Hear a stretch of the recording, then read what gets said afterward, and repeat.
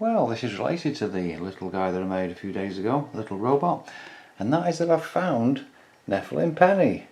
And it's only such a big deal because I built this in, well, it started running in November 2011, and I put it away in a box when we moved here. We moved here in June 2022, and I thought, oh, it's just in a box indoors.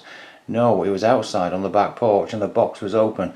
So that's why it looks like it does now, and the video is going to be about, well, restoring it, making it run again.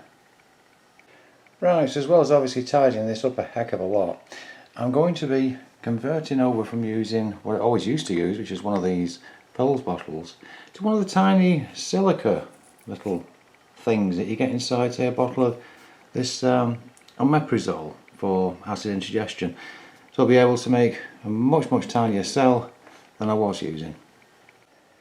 First order of business is to clean this up a heck of a lot and then check over the circuit. It looks a lot better now.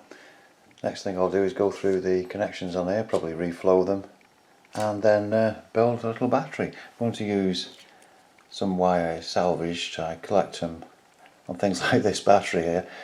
Take a piece off, sandpaper it, and a little piece of magnesium, put that together. A bit of background while I'm starting to take a look at the back of this circuit.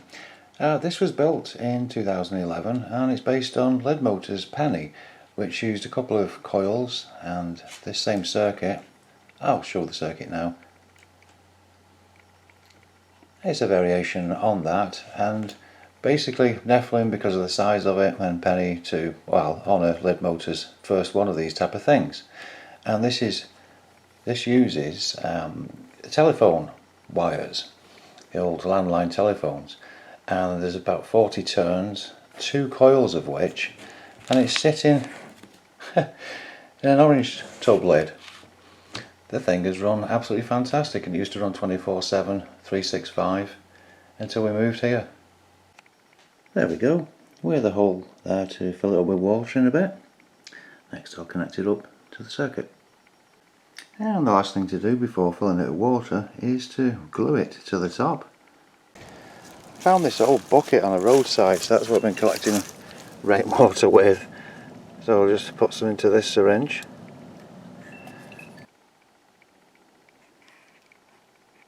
Oh, there we go. Haha. Right. Nephilim Penny is back up and running.